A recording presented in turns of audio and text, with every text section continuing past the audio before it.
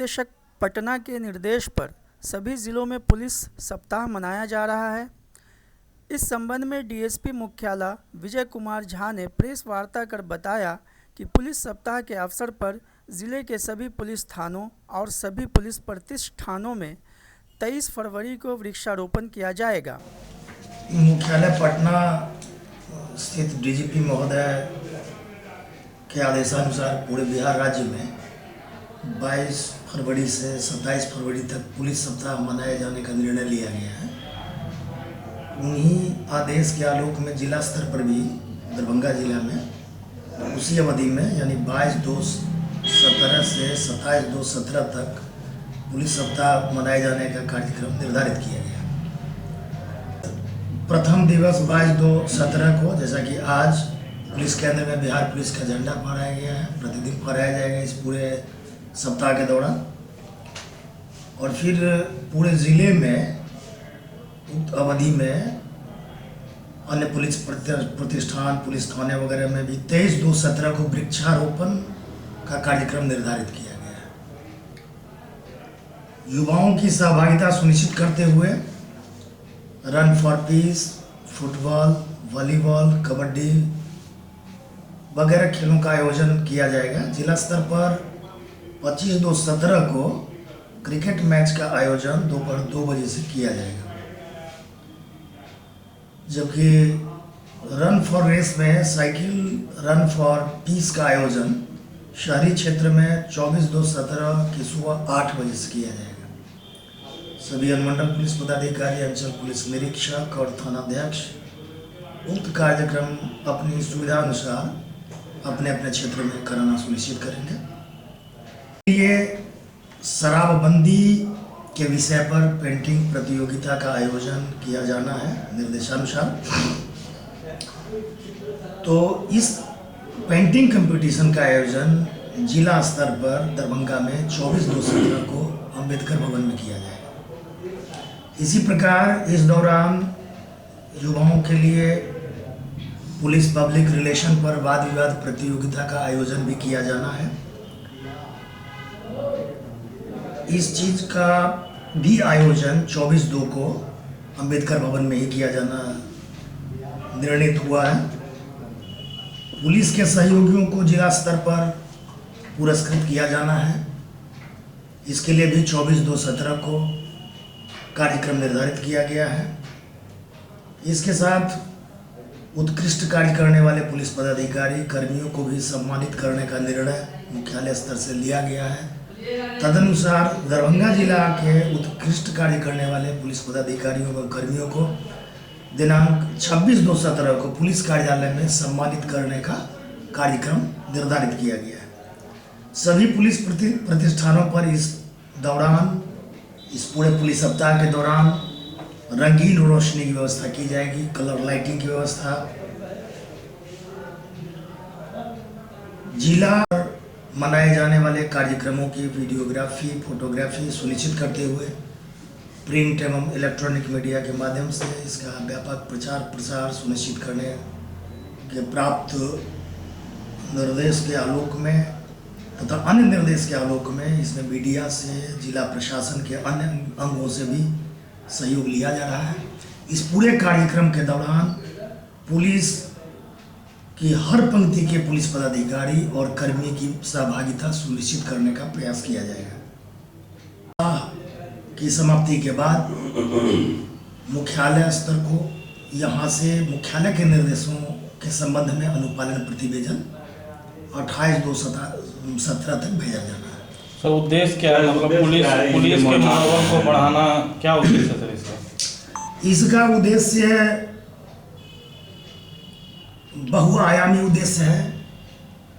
इस तरह से पुलिस जो कि कई बार महसूस करती है कि वो हमेशा दूसरों के लिए काम करती रही है और उसका अपना भी कोई वजूद है, उसकी अपनी भी कुछ समस्याएं हैं, वह भी प्रसिद्धि का भूखा है, वह भी महत्व का भूखा है।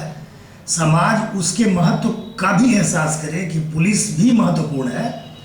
तो पुलिस सप्ताह के आयोजन से मुझे लगता है कि पुलिस को भी थोड़ा ये फील करने का अवसर मिलेगा कि वो भी कुछ है, कुछ इम्पोर्टेंट वो भी है। हमेशा नेपथ्य में रहने को मजबूर पुलिस को कम से कम उस पुलिस सप्ताह के दौरान ये एहसास करने का मौका मिलेगा कि उस पर भी वह भी महत्वपूर्ण है और समाज उसे भी महत्व दे रहा है। एक तो ये उद्देश्य है। दूसरा उद्देश्य ये है कि इस दौरान आम तौर पर हम लोग हमेशा पब्लिक से संवाद कायम नहीं कर पाते हैं औपचारिक रूप से। तो इस पुलिस सप्ताह के दौरान विशेष रूप से हम पब्लिक के साथ, युवाओं के साथ संवाद स्थापित करेंगे। पुलिस के बारे में उनकी क्या धारणा है, पुलिस के कार्यों में किस तरह से सुधार की अपेक्षा वो करते हैं, हमें किस तरह से और बेहतर ढंग से काम करना चाहिए ताकि वो और ज़्यादा संतुष्ट हो सकें। तो इन सब बातों की जानकारी हमें उनसे मिलेगी और फिर हमारे भी काम करने की कुछ सीमाएँ हैं, तो उसके बारे में हमारे स्तर से भी आम पब्लिक को बताया जाएगा। तो इससे संवादहीनता की और कई बार भ्रम की स्थिति जो पैदा होती है और पुलिस पब्लिक का रिलेशन जो स्ट्रेंड हो जाता है, उसके चलते कई बार विधि व्यवस्था की समस्या पैदा होती है। तो उस तरह की समस्या पैदा ना हो, पुलिस पब्लिक में रिलेशन बेहतर बना रहे, इन्हीं को सुनिश्चित करने के लिए मेरी समझ से इस कार्यक्रम का आयोजन किया गया। उद्घाटन और समापन कौन? उद्घाटन और समापन निश्चित रूप से जिले के जो वरीय पदाधिकारीगण हैं, जिला पदाधिकारी महोदय से अनुरोध किया जाएगा। वरीय पुलिस अधीक्षक महोदय भी रहेंगे, नेतृत्व उन्हीं को करना है। तो जिला स्तरीय जो पदाधिकारी हैं नेतृत्व वही करेंगे। उपलब्धता के अनुसार अन्य वरीय पदाधिकारियों से भी अनुरोध किया जाएगा कि वो भी मार्गदर्शन करते रहें। Thank you. जिला स्वास्थ्य समिति दरभंगा के द्वारा शहर के मुफ्ती मोहल्ला में एक कार्यक्रम का आयोजन किया गया, जिसमें जिला पदाधिकारी चंद्रशेखर सिंह के द्वारा 9 माह से 5 वर्ष तक के बच्चों को विटामिन ए की खुराक पिलाई गई।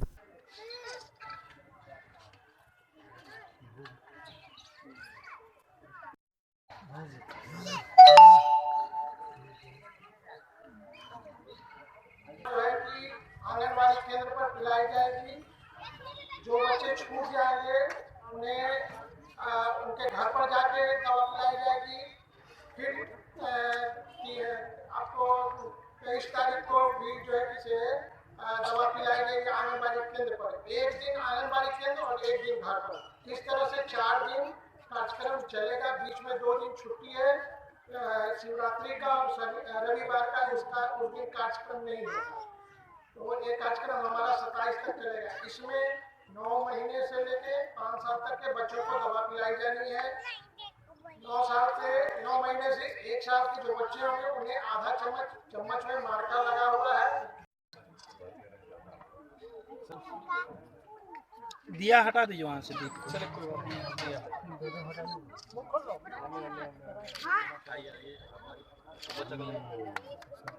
सर को थोड़ा सा उठाए रखो, फंस जाता है कान में। बहुत अच्छा। कितने दिन का है? 18 महीने का। खिलाइए। रोने बेटा, मीठी दवाई, मिठाई है ना, मिठाई।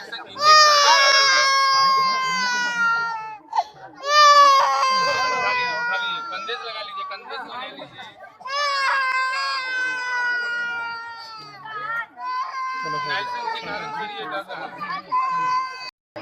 विटामिन ए की खुराक बच्चों को दी जा रही है।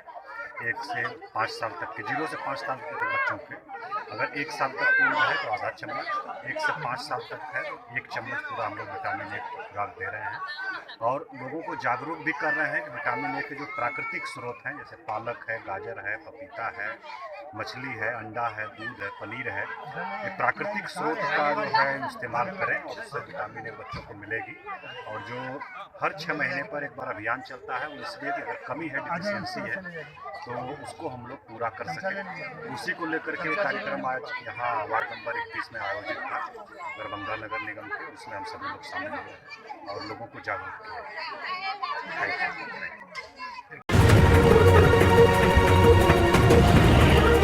गुप्त सूचना के आधार पर विश्वविद्यालय थाना की पुलिस ने बागमती नदी के किनारे नादर घाट से भारी मात्रा में 170 बोतल विदेशी शराब को बरामद किया। अध्यक्ष को कि नदी किनारे कुछ अवैध रूप से शराब गार के रखा हुआ है। इस सूचना पर थाने के सब इंस्पेक्टर हैं राम बाबू, इनके द्वारा जाकर वहां से बरामद किया गया। नदी बागमती नदी के किनारे एक घाट है, वहां पे गार के रखा हुआ था, नारद घाट। वहां से ये सारा 6 कार्टून में बरामद हुआ है। कुल 170 बोतल है। इसमें कुछ 375 ml के हैं और कुछ 180 ml के हैं। और ये सभी ओनली फॉर असम लिखा हुआ है सभी पर। ये ऐसा प्रतीत हो रहा है कि असम से लाया गया है। अभी पुलिस आगे जांच पड़ताल कर रही है। सर, लगातार बंगाल निर्मित और हरियाणा निर्मित मिल रहा था, ये पहली बार है जो असम निर्मित है सर? हाँ, इस जिले में, दरभंगा जिले में ये पहली बार हम लोग जो देख रहे हैं कि असम निर्मित शराब बरामद हुई है। अभी हम लोग इसकी जाँच कर रहे हैं। आप लोग को देखे तो पीछे चला तो बाइक तुम लोग पास था ना, मिल जाएगा ना। ये पुलिस को सूचना मिली थी कि यहाँ बागमती नदी के किनारे नारद घाट पे कुछ अवैध रूप से शराब गड्ढे में गाड़ कर नदी के किनारे रखा हुआ है। इस सूचना पर पुलिस द्वारा आकर बरामद किया गया। कुल 6 कार्टून में 170 बोतल शराब बरामद हुए। ये ओनली फॉर असम लिखा हुआ है, जिस पर बेचने के लिए। ऐसा लगता है कि असम का माल है ये। अभी जो व्यापारी हैं उसकी पुलिस तलाश कर रही है।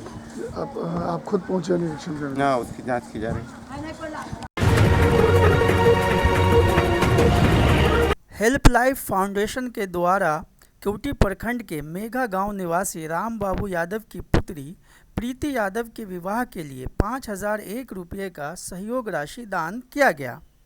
हेल्प लाइफ फाउंडेशन बाल विवाह के रोकथाम, बालिकाओं की शिक्षा, महिलाओं के सशक्तिकरण पर काम करती है। अनुदान मिला।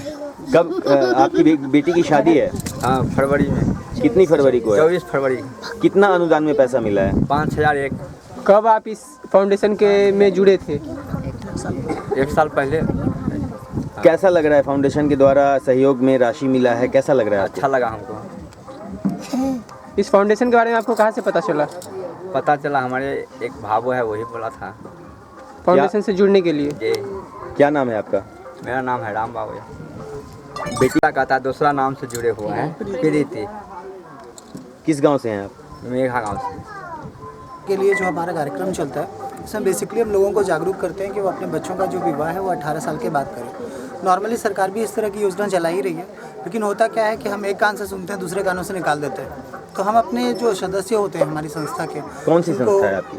हेल्प लाइफ फाउंडेशन, जो गृह मंत्रालय के ट्रस्ट एक्ट के अंतर्गत रजिस्टर्ड है, में हम लोगों को जागरूक करते हैं कि वो अपने बच्चों का विवाह 18 साल के बाद करें। और अगर ऐसा करते हैं तो हमारी संस्था की तरफ से उनको आर्थिक सहयोग भी मिलता है। कितना तो मिलता है? इसी को लेकर इसे प्रोग्राम था। 5000 रुपये से 25000 रुपये तक।